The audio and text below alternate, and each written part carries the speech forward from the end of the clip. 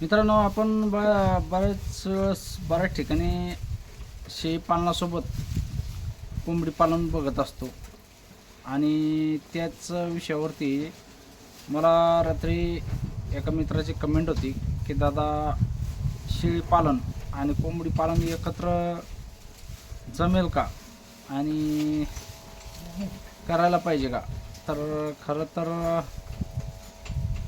सगळ्यात भारी प्रश्न आहे आणि खरोखरच याच्यावरती आपण उत्तर देण्याचा प्रयत्न करू. आज जे काही माझ्या मनामध्ये गोष्ट आहे तीच कमेंट मला आलेली आहेत आणि खरं सांगायचं म्हणजे आपल्याला जवळपास 1 वर्ष होत आलं आहे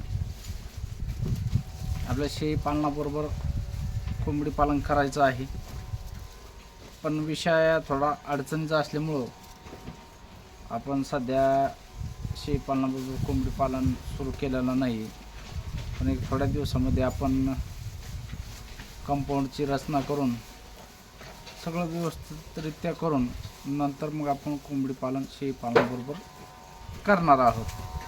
तर खरंच शेळी पालनाबरोबर कोंबडी पालन फायद्याचं आहे का आणि याला लागणारा खर्च किती, खरंच हे परवडेल का आपल्याला, का याला वेगळा खर्च लागणार आहे, सगळं A to Z आपण माहिती या व्हिडिओमध्ये घेणार आहोत. आता खरं सांगायचं म्हणलं तर मित्रांनो, आपण आता शेळी पालन करतोय. तर शेळी पालनासाठी बघा आपलं सगळं बॅकग्राऊंड आहे, कंपाऊंड आहे. तर जवळपास तुम्हाला सांगतो 1 गुंठ्याची जागा असेल सरासरी, 1 गुंठ्याच्या पुढं असेल. 1 गुंठा जरा समजा अशी 30 1 गुंठा जागा आहे. आता 1 गुंठा जाग्यामध्ये आपण इतक्या शेळ्या सांभाळतो. किती? सगळे समजा 16 आहेत आपल्याकडं, 16 सांभाळतोय. तर तुम्हाला सांगतो मित्रांनो, याच्या व्यतिरिक्त आपल्याला जागा लागणार आहे कोंबडी पालनासाठी. तर कोंबडी पालनासाठी आपल्याला जागा याच्या व्यतिरिक्त फक्त लागणार किती? तुमच्या कोंबड्या सांभाळणार आहे तुम्हाला 10 सांभाळायच्या का 20 सांभाळायच्या का सुरुवातीला 5 सांभाळायच्या. आता सुरुवातीला तुम्ही 10 जरी कोंबडे घेतले तर 10 कोंबड्यासाठी तुम्ही साधं आणि सरळ जे जाळी बनवून भेटते आपल्याला, त्या जाळीचं आपण पिंजरा तयार करून घेऊ शकतो. 10 कोंबड्या जर म्हणलं तर आमचे मित्र आहेत फकरुद्दीन, त्यांच्याकडे आहे बघा ते. तर त्याच्यासाठी काय करावं लागतं आपल्याला, एक पत्तर वरती आणि असा सगळीकडून त्याने तुम्हाला सांगतो 4 बाय 10 बाय 4चं केलं त्याने, म्हणजे 4 फूट असंही आणि 10 फूट असं पत्रा आहे समजा 10-12 फूट असेल ती, आणि त्याच्यामध्ये कप्पी केलेली. त्या पद्धतीनं तुम्ही करू शकता. तर कप्पे केलेले आणि हाईट 6 फूट 5 फूट हाईट आहे त्याची. म्हणजे 5 फूट हाईट जर केली तुम्ही तर 2.5 फुटाचे 2 कप्पे होतात आणि एका कप्प्यामध्ये सरासरी एक कोंबडी तुम्ही बसू शकता. आता त्यांनी असं नियोजन जबरदस्त केलेलं आहे. 12 फूट असेल समजा ते पत्तर, 12-14 फूट असेल तर तेवढं तुम्ही पत्तर 14 फुटी आणा, 16 फुटी आणा. तेवढं जर केलं तर 10 कोंबड्या सहज आपल्या ॲडजस्ट होऊ शकतात. आता एका गुंठ्यामध्ये आपण 10 कोंबड्या ॲडजस्ट करू शकतो. कशा तुम्हाला सांगतो. आता त्यांना जागा किती लागणार, 4 बाय 12 15 धरा, 14 धरा, 16 धरा, समजा 4 बाय 16 धरा, 4 फूट आणि असे 28 16 एका कोपऱ्यामध्ये त्यांचं ॲडजस्टमेंट होऊन जातं. फक्त एवढं तुम्हाला नियोजन कोणतं करावं लागणार, तुम्ही जर जागेवर असले तर तुम्हाला साईडना कंपाऊंड करणं खूप गरजेचं आहे. शेळी पालना जर कंपाऊंड नसेल तर तुम्हाला कंपाऊंड करावं लागणार आणि कंपाऊंड केल्याच्या नंतर त्याच्यावरती पण 5 फूट 6 फूट कंपाऊंड असेल, त्याच्यावरती पण तुम्हाला वाघजाळी आपलं हे वाघूर भेटते. वाघूर म्हणजे ते जाळी नसते का लावायची आपले ससाला याला धरायसाठी आणत असतात ते धरणारे लोक, तर ती आणायची. ती कशामुळे आणायची की वरून लावायला. म्हणजे काय होतं, कोंबडी कोंबडी ही 5, 6, 7 फूट सहज उडी मारू शकते आणि आपल्या शेडच्या बाहेर जाऊ शकते. त्याच्यासाठी आपल्याला ते पहिलं सुरुवातीला नियोजन करणं खूप गरजेचं आहे. राहिला चाऱ्याचा विषय, खुराकाचा विषय, तुमच्याकडे जर मेथी घास असेल किंवा कुठलंही गवत असेल, मेथी घास असेल, दसरथ घास असेल, तर ह्या खूप आवडीनं खातात. शेतातलं गवत असतं वेगवेगळ्या प्रकारचं, ते पण खातात. आणि आपल्याकडं जे काही समजा तुमच्या गावामध्ये असो, जवळचा बाजार असो, जोपर्यंत तुमच्या 10-20 कोंबड्या आहेत तोपर्यंत तुम्हाला खाद्य जास्त प्रमाणात लागणार नाही.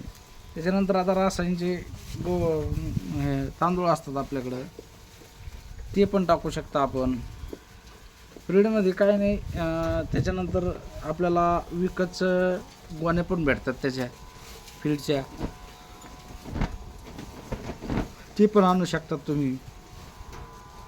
तर खरं सांगायचं जर मला 10 कोंबड्या जर घेतल्या तुम्ही, तर जास्त नाही सांगितलं मी, एक अंड कोंबडीचं एक अंड हे जवळपास काही ठिकाणी 15 रुपयाला, काही ठिकाणी 20 रुपयाला आहे. आज त्या गावरान कोंबडीच्या अंड्याला इतकं डिमांड आहे, काही काही ठिकाणी 20 रुपयाला मागून पण भेटत नाही. तर 10 रुपयाला, 15 रुपयाला, 20 रुपयाला, 20 रुपयाला नाही धरायचं आपल्याला, 15 रुपयाला धरा. 10 रुपयाला देतच नाही कोणी, भेटतच नाही. 20 रुपयाला पण भेटत नाही. 15 रुपयाला जर म्हणलं तर सरासरी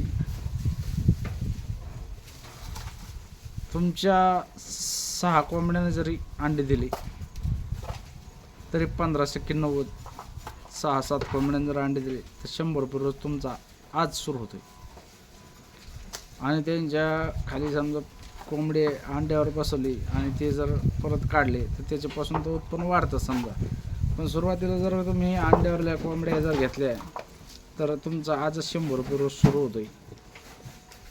100 रुपये रोज सुरू होणं म्हणजे तुमच्या ज्या शेळ्यांना लागणारं खाद्य रोजचा खुराक आहे ते 100 रुपयाचा रोजचा खुराक आजच तुमचा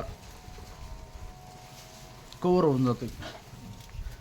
अलग लक्षात तुमच्या. कारण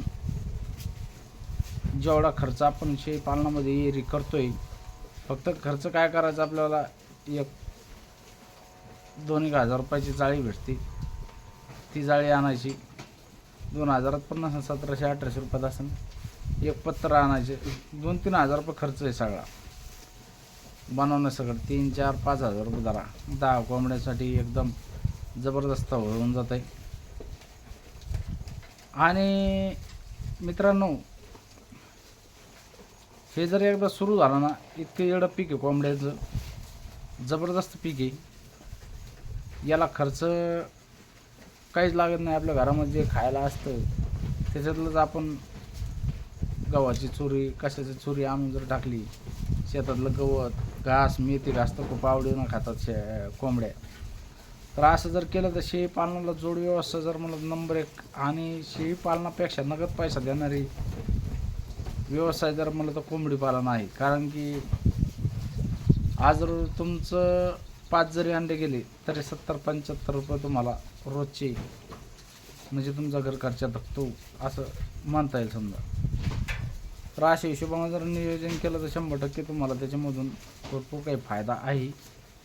आपलं पण नियोजन चालू आहे, पण जोपर्यंत होत नाही तोपर्यंत मी तुम्हाला सांगू शकत नाही सध्या. कारण थोड्या अडचणी आहेत आणि अडचणी सॉल्व्ह झाल्याच्या नंतरच आपण तो निर्णय करणार आहोत. ज्यावेळेस होईल, ज्यावेळेस सुरुवात होईल तिथून पुढंच तुम्हाला आपले व्हिडिओद्वारे तुम्हाला दाखवण्यात येईल. तर मित्रांनो, खरंच शेळी पालनाबरोबर कोंबडी पालन खूप फायद्याचं आहे. 100% करायला पाहिजे. तर त्यांच्या कमेंटला उत्तर देण्याचं माझं कर्तव्य होतं. कमेंटला उत्तर देण्याचा मी प्रयत्न केला. खरोखरच शेळी पालनाबरोबर कोंबडी पालन खूप फायद्याचं आहे. तर मित्रांनो, नक्की करू शकता तुम्ही. चला थांबतो इथंच. व्हिडिओ खूप मोठा होता आहे. व्हिडिओ आवडल्यास व्हिडिओला लाईक करा. नवीन असेल तर आपल्या चॅनलला सबस्क्राईब करा. धन्यवाद.